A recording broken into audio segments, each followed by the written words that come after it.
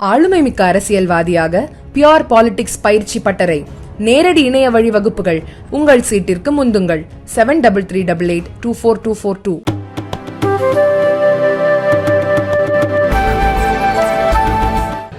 இன்னைக்கு கேப்டனுடைய 72வது பிறந்தநாள் விழா தமிழகம் முழுவதும் வறுமை ஒழிப்பு தினமாக இயன்றதை செய்வோம் இல்லாதவர்க்கே என்ற வகையில் அன்னதானமும் நலத்திட்ட உதவிகளும் கொடுத்து தமிழ்நாடு முழுக்க இன்றைக்கி கழகத்தினரால் கொண்டாடப்பட்டிருக்கிறது.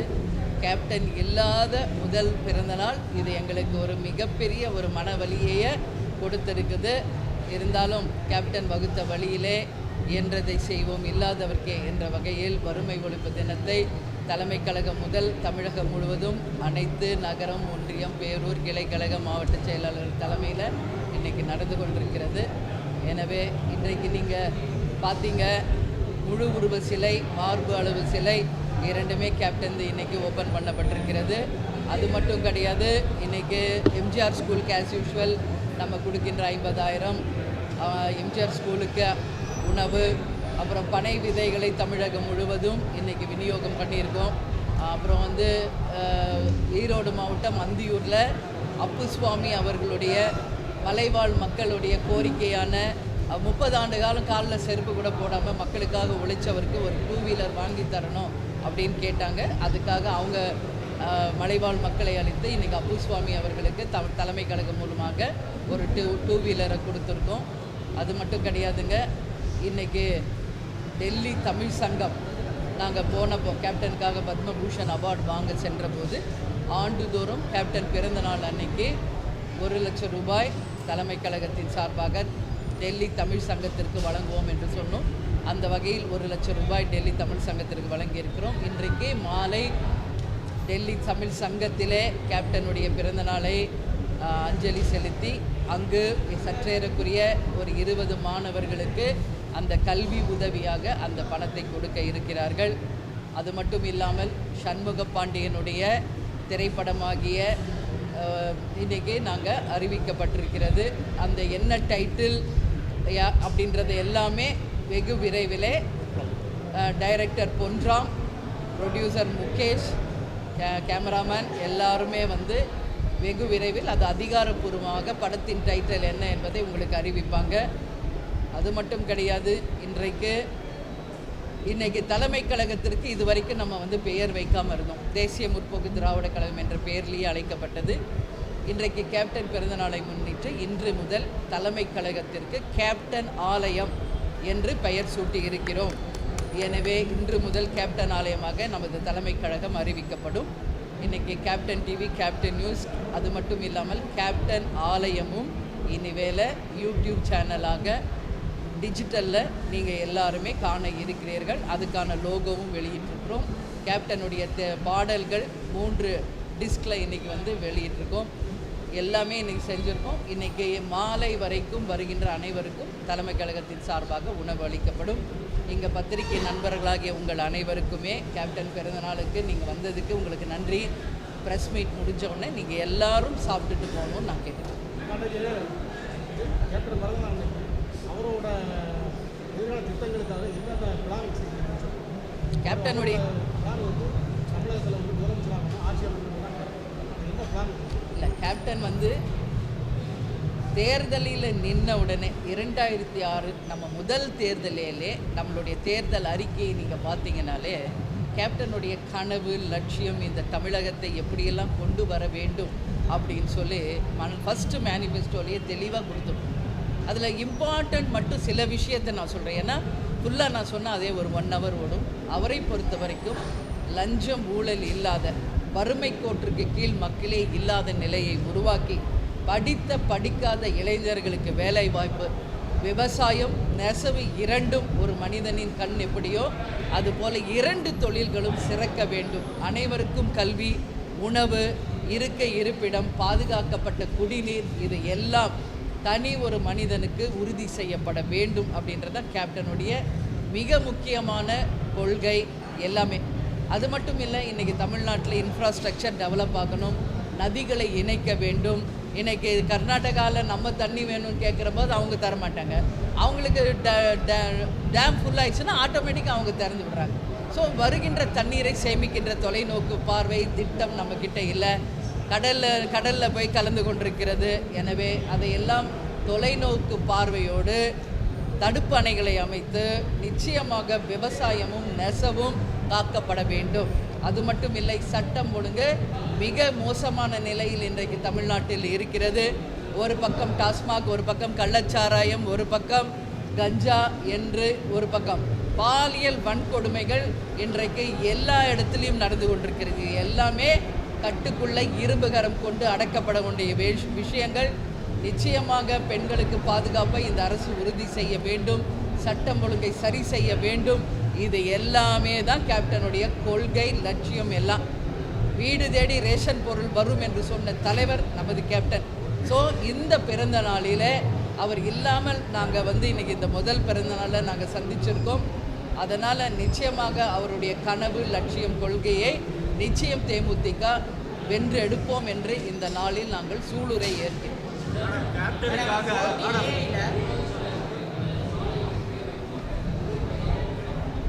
இல்லை, நாங்கள் எந்த கோரிக்கையும் யார்ட்டையும் வைக்கலைங்க. ஏற்கனவே கேப்டன் மறைந்த போதே பொது இடத்தை அரசாங்கம் ஒரு இடம் நினைவேகமாக தரணும்னு சொல்லி கேட்டாங்க. அதுக்கே இன்னும் கவர்மெண்ட் ஒன்றும் சொல்லலை. அது மட்டும் இல்லை, இன்றைக்கி பாருங்கள் 2000-3000 பேர், இன்றைக்கெல்லாம் 10,000 பேர் வந்திருக்காங்க. இன்றைக்கி ரோட் கிராஸ் பண்ணுறாங்க. எல்லாம் எந்த பாதுகாப்பும் கிடையாது. பல தடவை நாங்கள் தலைமை கழகம் சார்பாக கொண்டு போய் மனு கொடுத்துருக்கோம். ஒரு சிக்னல் பாயிண்ட் வைங்க, ஜீப்ரா கிராசிங் வைங்க, பப்ளிக் யூஸ் பண்ணுறதுக்கு பப்ளிக் டாய்லெட்ஸை அவுட் சைடில் கொடுங்க. இந்த மாதிரி பொதுமக்களுக்கு பல வாட்டி நாங்கள் மனுவாக கொண்டு போய் கொடுத்தாச்சுங்க. இது வரைக்கும் செவிசாய்க்கப்படவில்லை. நீங்கள் சொல்கிறீங்க தெருவுக்கு கேப்டன் பேர் வைக்கணும்னு. அது மட்டும் இல்லை, இன்றைக்கி பார்த்தீங்கன்னா கேப்டன் எதிர்கட்சி தலைவராக இருந்தப்போ பாதுகாப்பு கொடுத்தாங்க வீட்டுக்கு. இப்போது எதற்காக நம்ம கேப்டன் வில்லம், அதே மாதிரி தமிழிசை சவுந்தரராஜன், அது மட்டும் இல்லாமல் செல்வ பெருந்தகை போன்ற பல பேர் வீட்டில் சற்றேறக்குரிய 10 ஆண்டுகளாக கொடுக்கப்பட்ட பாதுகாப்பு, போலீஸ் பாதுகாப்பு திரும்ப பெறப்பட்டிருக்கிறது. எதற்காக இது திரும்ப பெற்றாங்க என்பது எங்களுக்கு புரியல. எந்த இன்டிமேஷனும் இல்லை, எதுவுமே இல்லை. திரும்ப பெற்றதுன்னு கூப்பிட்டு போகிறாங்க. இன்றைக்கெல்லாம் நம்ம வீட்டாண்ட நீங்கள் பார்த்தீங்கன்னா சற்றேறக்குரிய இந்த 3-4 நாட்களாக மக்கள் எக்கச்சக்கமாக வந்துக்கிட்டு இருக்காங்க. இன்றைக்கி பெண்களுக்கு, இன்றைக்கி தலைவர்களுக்கே பாதுகாப்பு இல்லாத ஒரு சூழ்நிலை தமிழ்நாடு முழுக்க இருக்கிறது. அப்படி இருக்கும் பொழுது ஏற்கனவே இருந்த பாதுகாப்பை திரும்ப பெற வேண்டிய அவசியம் என்ன அப்படின்னு தான் நாங்கள் தலைமை கழகத்தின் சார்பாக நாங்கள் தமிழக அரசை கேட்குறோம். கேப்டன் எதிர்கட்சி தலைவராக இருந்தப்போ அரசாங்கம் கொடுத்த இன்னோவா, அரசாங்கம் கொடுத்த அனைத்தையும் எங்களுக்கு வேண்டாம்னு சொல்லி திருப்பி கொடுத்தவர் தான் கேப்டன். அதனால் நாங்கள் ஒன்றும் அதை எதிர்பார்த்து இல்லை. ஆனால் ஒரு அரசின் கடமை என்பதை இங்கே நான் வலியுறுத்துகிறேன். இன்றைக்கி சாலை கிராமத்தில் இருப்பது 2 பெண் தலைவர்கள். ஒன்று தேசிய முற்போக்கு திராவிட கழகத்தின் சார்பாக நான், இன்னொன்று பாரதிய ஜனதா கட்சியினுடைய 2 ஸ்டேட்டுக்கு கவர்னராக இருந்த திருமதி தமிழிசை சவுந்தரராஜன் அவர்கள். எந்த இன்டிமேஷன் இல்லாமல் நைட்டாக அவங்களுக்கு கூட்டு போகிறாங்க, திரும்ப பெறுகிறார். என்ன அவசியம்? இன்றைக்கி போலீஸ் எல்லா இடத்துலையும் ஆளுங்கட்சியை சேர்ந்தவங்க வீட்டிலலாம் ஆயிரக்கணக்கான போலீஸ் நிற்கிறாங்க. ஏற்கனவே இருந்த போலீஸை ஏன் திரும்ப பெறுகிறீங்க? அதனால் இது நிச்சயமாக கட்சியினர் அனைவரும் கேள்வியாக எழுப்புகிறாங்க. இதை கவனத்துக்கு கொண்டு செல்கிறோம். கொடுப்பதும் கொடுப்பாததும் தமிழக அரசினுடைய பொறுப்பில் நாங்கள் விட்டு விடுகிறோம். இப்போ எங்கள் டாய்லெட்டில் தான் அவங்க எல்லாம் யூஸ் பண்ணுற, பார்க்கலையா நீங்கள்?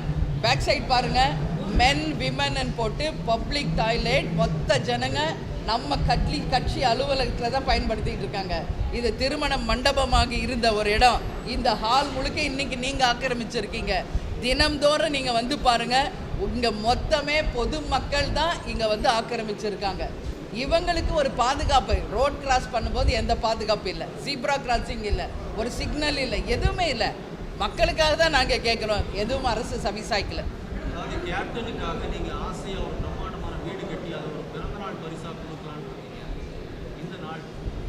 நிச்சயமாக கேப்டன் இல்லாத ஒரு நொடியும் நாங்கள் அவரை மறைஞ்சிட்டார். அவர் மறைந்து எங்களுக்கு மரண வேதனையை கொடுத்துட்டு போயிட்டார். ஒவ்வொரு நொடியும் கேப்டன் இல்லாத அந்த தருணங்களை நாங்கள் அனைவருமே இன்றைக்கி மிக மிக துயரத்தோடு நாங்கள் எதிர்கொண்டிருக்கோம். இனி எங்கள் வாழ்நாள் முழுவதும் ஒவ்வொரு நொடியும் கேப்டன் இல்லாத அந்த தருணங்கள் எங்களுக்கு மரண வலியை தான் தருது. கேப்டனுக்காக ஒரு வீடு கட்டப்பட்டது. வெகு விரைவில் அவர் அந்த வீட்டில் வந்து அவர் வாழலைன்ற ஒரு மனக்குறை நான் வாழ்ந்த காலம் நிச்சயம் எனக்கு இருக்கும், என் பிள்ளைகளுக்கு இருக்கும். வெகு விரைவில் அந்த இல்லம் கேப்டனுக்காக நாங்கள் திறப்போம் அப்படின்றத இந்த நேரத்தில் நான் தெரிவிச்சேன்.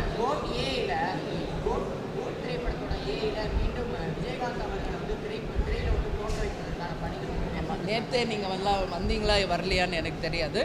72 பேருக்கு கேப்டனுடைய உருவப்படம், அதாவது இந்த மாதிரி டேட்டுவை வந்து எல்லாரும் கட்சியினர் பொதுமக்கள் எல்லாரும் 72 பேர் டேட்டுவாக கேப்டனை வந்து அவங்க உருவத்தை பதிய வச்சாங்க. 71 பேர் வந்து 71 நிமிடத்தில் டேட்டுவை போட்டு கின்னஸ் வேர்ல்டு ரெக்கார்டு, அதாவது அப்துல் கலாமுடைய வேர்ல்டு ரெக்கார்டு ஒரு சர்டிஃபிகேட் கொடுத்துருக்கோம்.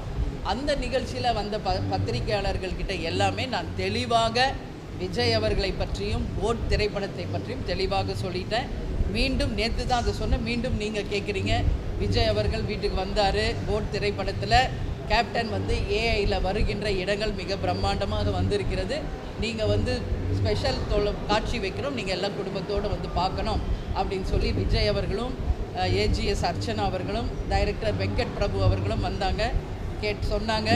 அது மட்டும் இல்லாமல் நிச்சயமாக நாங்கள் வந்து அந்த திரைப்படம் வெற்றி பெற வாழ்த்துக்களை சொல்லி இருக்கிறோம்.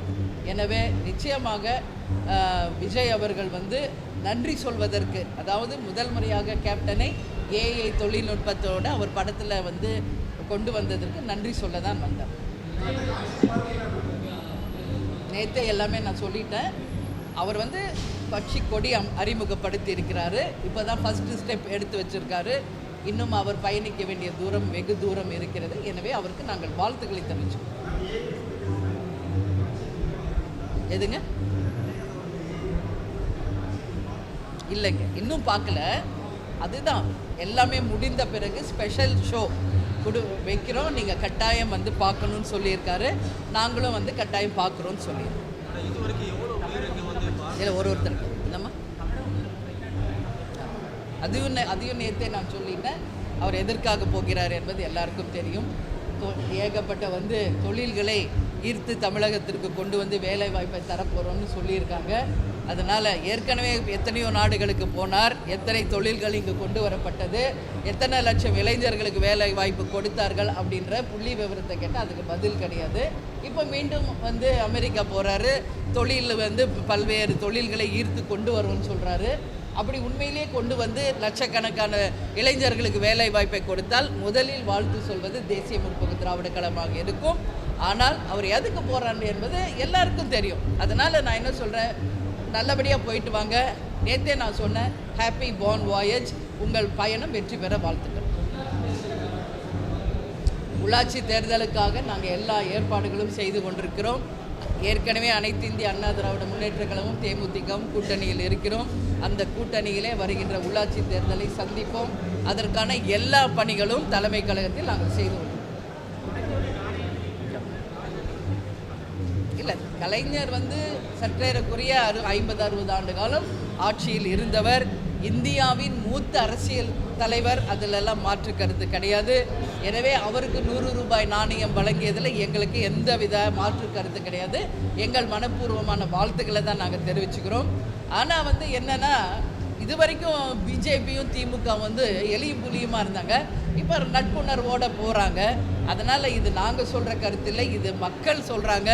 மேபி திமுகவுடைய பி டீம் தான் பிஜேபியா அப்படின்ற ஒரு கருத்து மக்கள்கிட்ட இருக்குது. இதை வந்து தெளிவுபடுத்த வேண்டியது அவங்க 2 பேரும் தான். நாங்கள் எப்பயுமே இருக்கிற மாதிரி இருக்கிறோம். அண்ணன் எடப்பாடியார்லேருந்து அமைச்சர்கள்லேருந்து நாங்கள் வந்து நட்போடு தான் இருக்கிறோம், நல்ல அண்டர்ஸ்டாண்டிங்கோடு இருக்கிறோம். எங்கள் கூட்டணி நிச்சயமாக 2026 மகத்தான வெற்றி பெறும் என்பதை தெரிவித்துக் கொள்கிறோம்.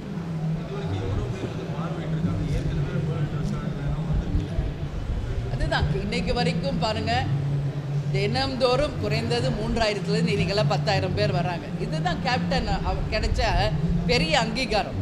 கேப்டன் வந்து அன்பு செலுத்தினார், அனைவருக்கும் உதவி செஞ்சார், அன்னம் சாப்பாடு போட்டார். இன்றைக்கி மக்கள் அதை ஒரு ட்ரிபியூட்டாக கேப்டனுக்கு வந்து திருப்பி அந்த அன்பை பல மடங்கு செலுத்திக்கிட்டு இருக்காங்க. இதுதான் எங்களுக்கு கிடைச்ச பாக்கியம், புண்ணியமாக நாங்கள் நினைக்கிறோம். எனவே கேப்டன் என்கின்ற மனிதராக வாழ்ந்தார், இனிமேல் தெய்வமாக அனைவர் உள்ளத்திலும் நிலைத்திருப்பார் என்பதை தெரிவித்துக் கொள்கிறேன்.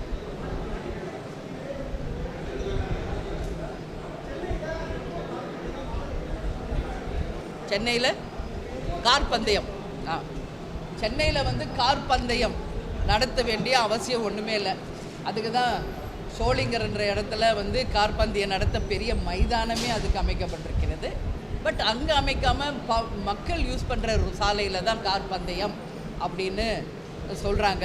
இது எந்த அளவு நம்ம வரவேற்கக்கூடியதுன்னு தெரியல. ஏன் இதை சொல்கிறேன்னா, இன்றைக்கி அனைத்து துறைகள் நீங்கள் எடுத்துக்கங்க. ஒரு அரசு கவனம் செலுத்த வேண்டிய மின்சாரத்துறை, போக்குவரத்து துறை, தொழில்துறை, விவசாயத்துறை, வேலைவாய்ப்பு, இன்ஃப்ராஸ்ட்ரக்சர், எந்த சாலையாவது சென்னையில் நல்லா இருக்கா? யாராவது ஒருத்தர் சொல்லுங்கள். ஏதாவது ஒரு சாலை? அத்தனை சாலைகளும் குண்டும் குழியுமாக மக்கள் பயன்படுத்தவே முடியாத சாலைகளாக இருக்குது. ஏன் அங்கெல்லாம் வந்து கார் பந்தயத்தை நடத்த சொல்லுங்கள், அப்படியாவது சாலைகள் சரியாகும் இல்லையா? அந்த மாதிரி இடத்துலையா செய்ய சொல்லுங்கள். இன்றைக்கி சென்னை முழுக்க, தமிழ்நாடு முழுக்க மிக மிக மோசமான நிலையில் சாலைகள் இருக்குது. இந்த மாதிரி மக்களுக்கு அவங்க செய்ய வேண்டிய திட்டங்கள் ஏராளம். கொடுத்த வாக்குறுதிகளை இன்னும் அவங்க நிறைவேற்றாமல் இருக்காங்க. இதையெல்லாம் செய்துவிட்டு அதற்கு பிறகு இதெல்லாம் எக்ஸ்ட்ரா செலவு தான். கார் பந்தயத்தினால இங்கே நமக்கு ஒன்றும் நடக்க போகிறது கிடையாது. மக்கள் வாழ்வாதாரமே இங்கே கேள்விக்குறியாக இருக்குது. இன்றைக்கி ரேஷன்லேயே ஒழுங்காக பொருள் கிடைக்கலன்னு மக்கள் சொல்லிகிட்டு இருக்காங்க. கள்ளச்சாராயத்தில் ஒரு பக்கம் சாவு. தமிழ்நாடு இன்றைக்கி போதை நாடாக மாறிக்கிட்டு இருக்கு. இதையெல்லாம் சரி செய்யணும். ஒரு அரசு கொடுத்த வாக்குறுதிகளை நிறைவேற்றணும். இனி கார் பந்தயம் நடத்துறதுனால யாருக்கு என்ன ஆதாயம் தெரியல. இது உதயநிதியில நீங்கள் தான் கேட்கணும். இப்போ வரைக்கும் அவர் அடிப்படை உறுப்பினர். ஆனால் கழகத்தில் அனைத்து பணிகளையும் யார் அழைத்தாலும் அது ஃபங்க்ஷனில் போய் கலந்துக்கிட்டு இருக்காரு. விருதுநகர் தொகுதியினுடைய வேட்பாளராக போட்டிட்டு இருக்காரு. வெற்றி பெற்றவரை ஆட்சி பலம், அதிகார பலம், பணபலம் கொண்டு தோல்வி ஊற்றதாக அறிவிக்கப்பட்டிருக்கிறாரு. ஆனால் தோல்விதான் வெற்றிக்கான முதல் படி அப்படின்றத நாங்கள் உறுதியாக எடுத்துக்கொண்டு எங்கள் பயணத்தை தொடர்வோம், மீண்டும் வெற்றி பெறுவோம் என்பதை தெரிவித்துக் கொள்கிறேன். உரிய நேரம் வரும்போது அவருக்கு என்ன பதவி கொடுக்கணும்னு தலைமை கழகத்தை சேர்ந்த நாங்கள் அனைவரும் தொண்டர்களும் விரும்பும் போது அவருக்கு பதவி தரப்படும்.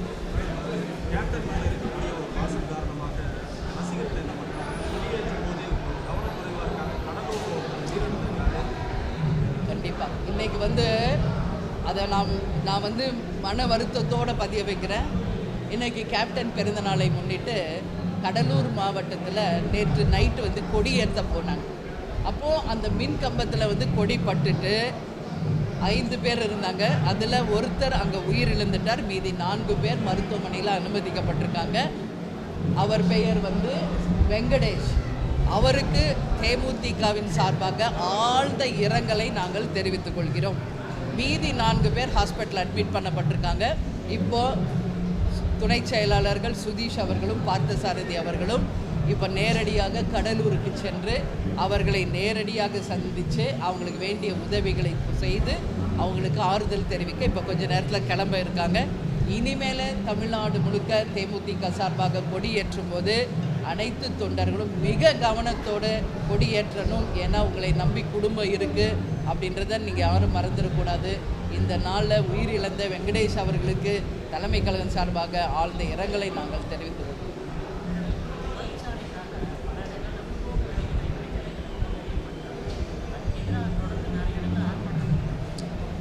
ஆமாம், தொழிற்சாலைகளை அமைக்கிறோம் அப்படின்னு சொல்லிங்க விளை நிலங்களை எடுக்கிறது மிக மிக தவறான ஒரு விஷயம். ஏன்னா விவசாயம் நல்லா இருந்தால் தான் நாடு நல்லா இருக்கும். விவசாயிகள் சேத்துல கால் வச்சாதான் நம்ம சோத்தில் கை வைக்க முடியும். எனவே மக்களுக்காக தான் எந்த ஒரு திட்டமும், அந்த திட்டம் மக்கள் விரும்பும் திட்டமாக இருந்தால் அதை செயல்படுத்துங்கள். மக்கள் எதிர்ப்பை கொண்டு ஒரு திட்டத்தை கொண்டு வந்தால் நிச்சயமாக அது ஃபெயிலியர் தான் ஆகும். எனவே ஒட்டுமொத்த மக்களோட ஆதரவோடு ஒரு திட்டம் வரணும். அது நாட்டுக்கு பயனளிக்கக்கூடியதாக இருக்கும்.